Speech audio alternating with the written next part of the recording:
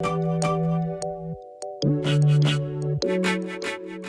at Fovitec we have a wide range of customers, everything from wedding cake designers, sheet metal workers, to bespoke jewellery manufacturers, but they all have the same thing in common.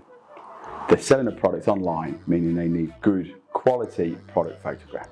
We also understand that a lot of these customers may be new to photography, haven't done it before, may have limited experience, so we often get asked the same question: what's the best way to photograph my products?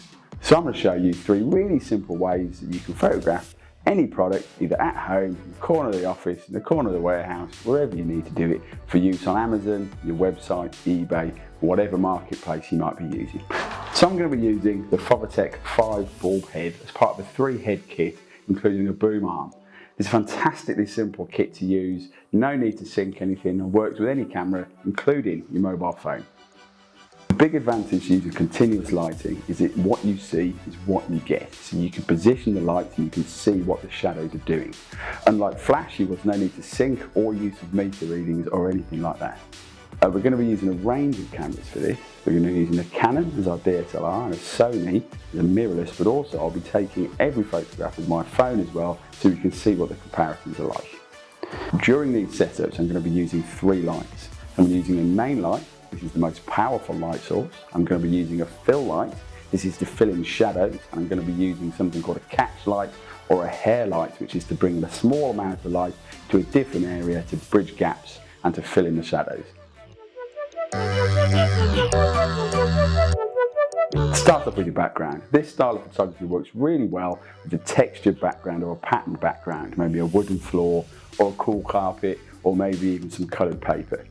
During this I'm going to be using white, and the reason why I'm doing that is so we can see what the shadows are doing a little bit easier and it doesn't distract from what we're trying to look at. So the next stage, add your product. Get it in there, get it lined up as you want it, bring your camera in and get everything framed up. It helps to keep the camera on a tripod during this to get the nice 90 degrees, but you can use a step ladder or something else to climb and have a look over the top, but it does mean that there's a bit of up and down. Once you're happy with the position of your product, you shouldn't really need to move it, as it's a 90 degrees, so once it's in, it's in. So now let's get some lighting in. This setup, all the lights will just be diffused on the outer. They will not be using the inner diffuser, as I want to create a large soft area of light. Add your main light and check back to the camera and see what's going on. As you can see, it's lit the front of the product, the guitar, really well, but as it gets towards the end, all the lights dropped off. We've got a great big shadow. So let's fire up the fill light and add it to the bottom and see what happens.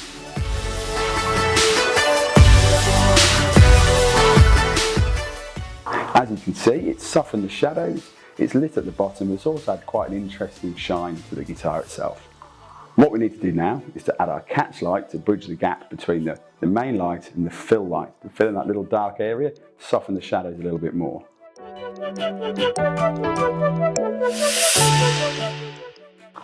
So what if you don't want the shiny bit? You want it nice and flat. Whenever photographing anything with a reflective surface, you can do something called feathering the light. This is where you turn the light away from the product so it doesn't hit it directly. The advantage to this is you won't get any big shines, but you will need to turn the power up, as you'll find that you're limiting the amount of light going onto the product. But I like the shine, so I'm going to put it back in, but just in a slightly different place.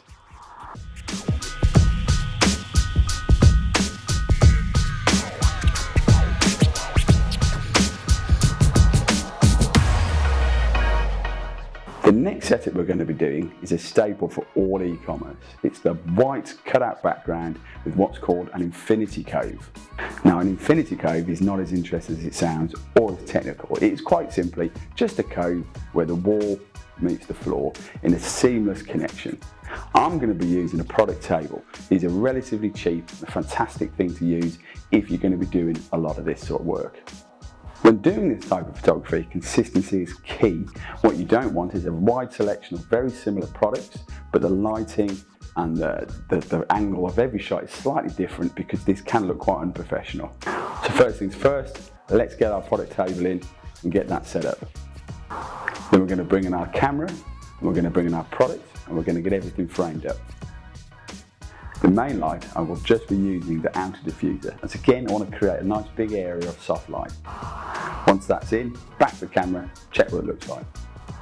Time for the fill light. This time I'm only using the inner diffuser as I want to create a slightly harder light to help really diffuse any shadows created by the main light, but also add a few highlights. So what's next? The catch light, you guessed it. We're going to bring this in, it'll bring some nice light to the back of the product, but also help continue to soften the shadows. Whenever you photograph a product that is in contact with the surface, maybe the floor, maybe a table or whatever, you are going to get a drop shadow.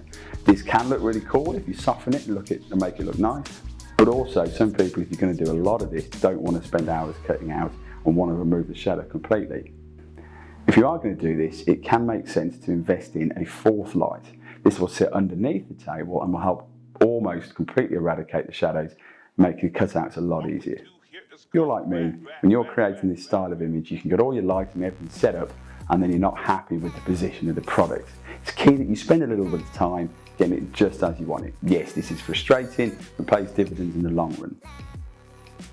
Once you're happy with the position of your product, when you're swapping in and out, try and move as little of it as possible to really keep that consistency.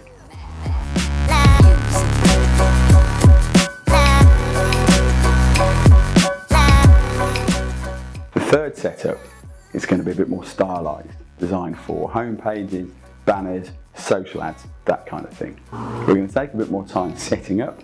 We're going to create a small set using some bits and pieces that I found from a local garden centre to create almost an outdoor looking photograph, but inside. So I'm going to use the product table again, but this time I'm going to cover it in a black sheet. It's nothing fancy, it's nothing special, it's just a black sheet, because I don't want any shines coming through from the white behind it. Now time to build the set. So as this is quite random, it's meant to represent being outside, I'm just going to start by getting everything in, and I'm just going to adjust it and move it as I need to when I'm building the photograph. So now I'm going to put in my product. It can take a little bit of time just to get it as you want it, but it's definitely worth persevering. Once I'm happy with the camera angle and the final position, I'll continue just to modify the set just a little bit to make sure it looks at its best.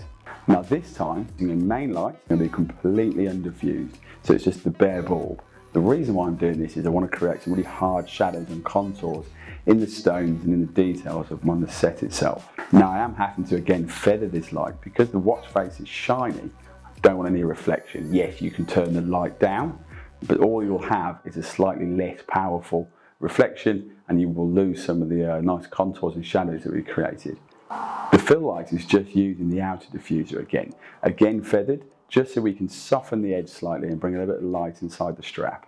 As always, working back to the camera, adjusting angles, making sure it's what I want it to be.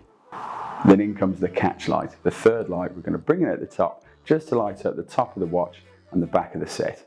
So there you have it, 3 super easy ways to photograph your products.